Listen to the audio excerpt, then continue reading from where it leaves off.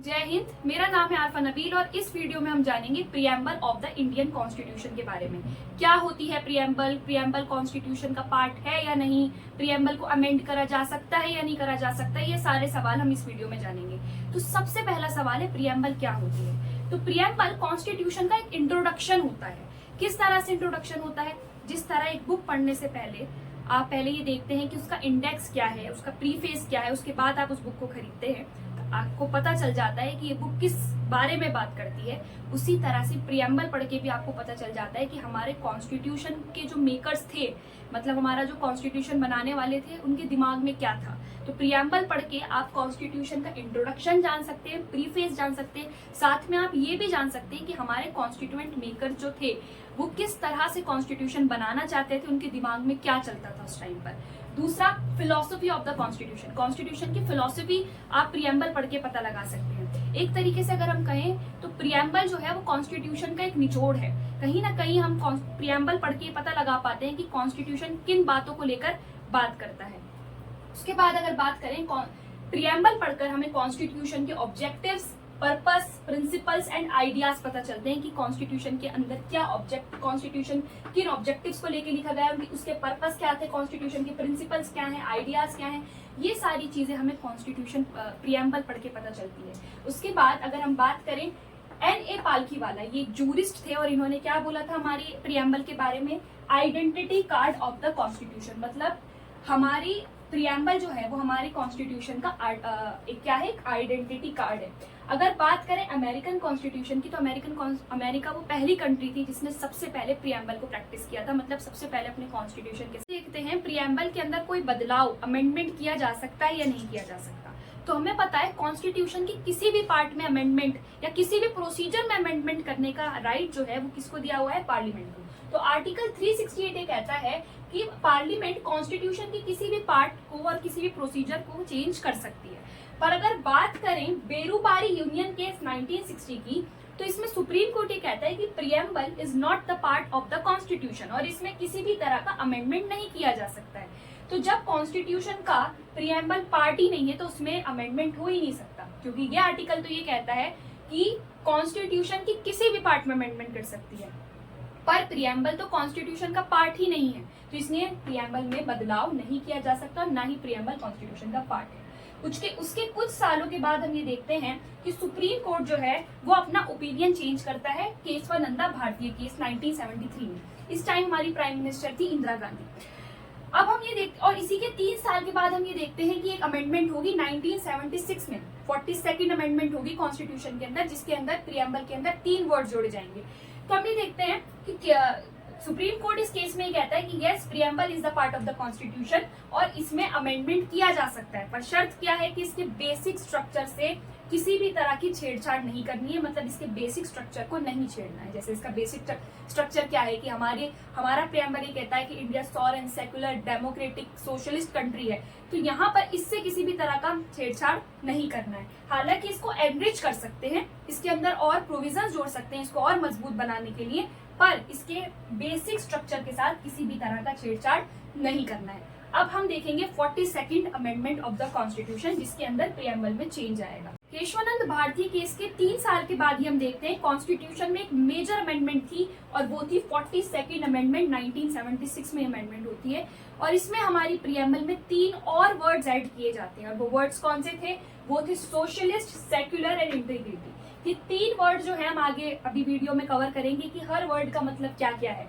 तो ये आपको याद रखना है कि हमारी प्रियम्बल जो है वो 1976 से आज तक एक ही बार अमेंड हुई है, और वो कब हुई थी, 1976 में, और इस टाइम हमारी प्राइम मिनिस्टर थी श्रीमती इंदिरा गांधी। एक बात जो पीछे छूट गई थी वो ये थी कि ये प्रियम्बल बनाई किसने है, इस प्रियम्बल को किस तरह से बनाया गया था। तो प्रियम्बल नहीं बनाई गई थी पहला 13 दिसंबर 1946 को ऑब्जेक्टिव रेजोल्यूशन पेश करा था। किसने, आपको याद रखना है, जवाहरलाल नेहरू ने। जवाहरलाल नेहरू जो है कॉन्स्टिट्यूएंट असेंबली, संविधान सभा के सामने ऑब्जेक्टिव रेजोल्यूशन पेश करते हैं कि हमारा आने वाला जो संविधान है वो किस तरह दिखेगा। जैसे एक बिल्डिंग बनाने से पहले हम उसका एक नक्शा तैयार करते हैं कि बिल्डिंग में क्या क्या होगा, रूम्स कहाँ पर होंगे, उसी तरह से कॉन्स्टिट्यूशन बनाने से पहले हमारे कॉन्स्टिट्यूएंट मेंबर जवाहरलाल नेहरू ने एक ऑब्जेक्टिव रेजोल्यूशन बनाया था जिसमें हमारे कॉन्स्टिट्यूशन के फंडामेंटल्स, ऑब्जेक्टिव, फिलॉसफी थी कि हमारा कॉन्स्टिट्यूशन कैसा दिखेगा। तो 13 दिसंबर 1946 को जवाहरलाल नेहरू ने कॉन्स्टिट्यूएंट असेंबली के सामने रखा और 22 जनवरी 1947 को इसको अडॉप्ट कर लिया गया और इसको ही किसके नाम से जाना गया, इस ऑब्जेक्टिव रेजोल्यूशन को ही हम आज प्रियम्बल के नाम से जानते हैं कि हमारा कॉन्स्टिट्यूशन कैसा दिखेगा। हम प्रियम्बल का लाइन टू लाइन मतलब समझेंगे। तो सबसे पहले प्रियम्बल की स्टार्टिंग होती है we the people of India. We the people of India से यहाँ पर मतलब है कि सोर्स ऑफ अथॉरिटी, जो पावर का जो सोर्स है, अथॉरिटी का जो सोर्स है वो भारत के लोग हैं। मतलब भारत के लोगों के लिए ही ये प्रियम्बल, ये कॉन्स्टिट्यूशन बनाया जा रहा है और भारत के लोगों के चुने हुए कैंडिडेट्स ही वो कॉन्स्टिट्यूशन बना रहे हैं। तो हमेशा जो काम होगा वो भारत के लोगों के लिए ही होगा और भारत के लोग ही सोर्स ऑफ पावर भी है, सोर्स ऑफ अथॉरिटी भी है। तो यहाँ से we the people of India से अथॉरिटी समझ में आती है सोर्स की। तो दूसरी जो चीज है वो समझ में आती है प्रियम्बल से नेचर ऑफ इंडियन स्टेट, कि भारत का नेचर क्या है। मतलब भारत एक डेमोक्रेटिक कंट्री है, मोनार्की है, भारत में क्या है। तो भारत जो है वो sovereign, socialist, secular, democratic Republic country है। सबसे पहले देखते हैं हम सॉवरेन का मतलब। सॉवरेन का मतलब होता है ऐसा स्टेट जो इंडिपेंडेंट हो, जो अपने फैसले खुद ले सके, कोई और अथॉरिटी उसके ऊपर ना बैठी हो, अपने इंटरनल और एक्सटर्नल फैसले लेने के लिए वो किसी और से, किसी और पर डिपेंडेंट ना हो। तो ऐसी कंट्री को हम एक सॉवरेन कंट्री कहते हैं और हमें पता है भारत जो है वो 1947 के बाद एक सॉवरेन कंट्री बन गया था। अपने फैसले उसने सारे खुद लिए हैं। दूसरा जो वर्ड है वो है सोशलिस्ट। सोशलिस्ट हमें पता है जो वर्ड है ये कब ऐड हुआ है, ये 1976 में ऐड हुआ है 42nd अमेंडमेंट के बाद। तो सोशलिस्ट जो है, भारत में जो सोशलिज्म है वो डेमोक्रेटिक सोशलिज्म है। पूरी तरीके से हमने सोशलिस्ट आइडियोलॉजी को नहीं अपना रखा, हमने एक ब्लेंड कर रखा है किसका, मार्क्सिज्म का और गांधीयन फिलॉसफी का ब्लेंड है, जो किसकी बात करता है, पावर्टी को एंड करने की बात करता है, इनइक्वालिटी को एंड करने की बात करता है, डिसीज को खत्म करने की बात करता है। ऐसा नहीं है कि भारत में पहले सोशलिज्म नहीं था। सोशलिज्म का मतलब ये नहीं है कि सारे जो रिसोर्सेज हैं वो नेशनलाइज कर दिए गए, नहीं, हमने तो ब्लेंड करा है। कुछ चीजें हमारी जो है वो प्राइवेट भी हैं और कुछ चीजें जो है वो हमारी नेशनलाइज भी कर रखी है हमने। तो हम यहाँ ये देखते हैं कि इंडिया के अंदर directive principle of state policy के रूप में पहले भी सोशलिस्ट कंटेंट हमें कॉन्स्टिट्यूशन के अंदर दिखता है। उसके बाद जो तीसरा जो वर्ड है वो है सेक्युलर। सेक्युलर वर्ड भी हम ये देखते हैं 1976 में 42nd अमेंडमेंट के बाद ऐड हुआ है और यहाँ पर हम ये देखते हैं कि इंडिया का कोई भी स्टेट रिलीजन नहीं होगा। मतलब इंडिया का कोई धर्म नहीं है, इंडिया किसी पर्टिकुलर धर्म की तरफ कोई ब्लैंड नहीं होता, इंडिया किसी भी तरफ टिल्ट नहीं होता, इंडिया किसी भी धर्म की तरफ। और हर इंसान, भारत के अंदर कोई भी इंसान हो, हिंदू, मुसलमान, सिख, ईसाई, वो अपने धर्म को प्रैक्टिस कर सकता है, फॉलो कर सकता है बिना किसी कोई भी डिस्क्रिमिनेशन उसका धर्म के नाम पर नहीं होगा। और इंडिया का कोई स्टेट रिलीजन नहीं है।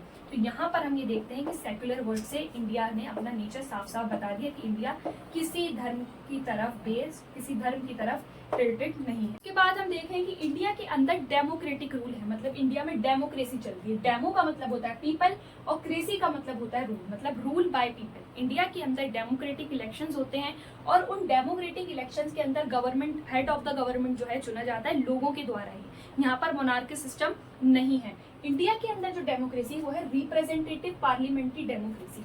मतलब यहाँ पे जो हमारे एग्जीक्यूटिव्स होते हैं, जो हम जिन एग्जीक्यूटिव्स को हम चुनते हैं, वो लेजिस्लेचर के प्रति क्या होते हैं, रिस्पॉन्सिबल होते हैं। वो कोई भी ऐसा काम नहीं कर सकते जो कॉन्स्टिट्यूशन के खिलाफ हो और जो भारत के लोगों के खिलाफ हो।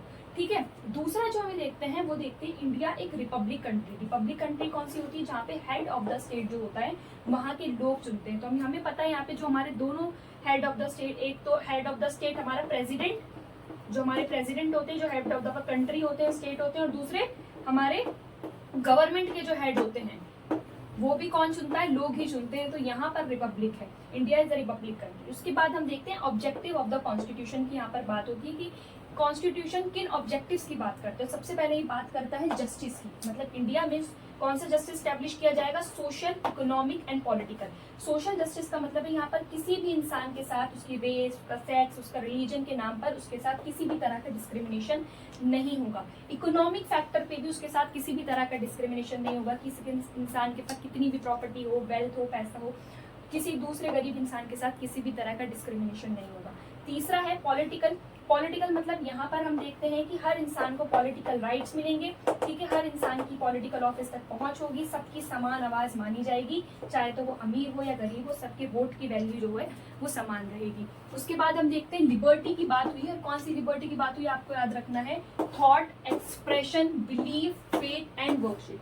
ये 3 तरह की लिबर्टी की इंडियन प्रियम्बल के अंदर बात हुई है। उसके बाद हम बात करते हैं चौथी इक्वालिटी की, equality of status and equality of opportunity, कि सभी को समान अपॉर्चुनिटीज मिलेंगी, सभी का स्टेटस जो है इंडिया के अंदर, चाहे वो किसी भी धर्म का हो या किसी भी कास्ट का हो, समान माना जाएगा। और SC/STs जो है उनका खासकर ध्यान रखा जाएगा, उनके लिए स्पेशल प्रोविजन हम बनाएंगे ताकि वो आगे बढ़ सकें। उसके बाद फ्रेटर्निटी की बात हुई है कि इंडिया के अंदर ज्यादा से ज्यादा क्या प्रमोट किया जाएगा, ब्रदरहुड प्रमोट किया जाएगा, कि आपस में लोगों में क्या बनी रहे, यूनिटी बनी रहे। तो इस तरह से हमने ऑब्जेक्टिव समझे। उसके बाद आपको याद रखना है इसको अडॉप्ट और इनेक्ट कब किया गया था, आपको याद रखना है 26 नवंबर 1949 को प्रियम्बल को अडॉप्ट और इनेक्ट किया गया था।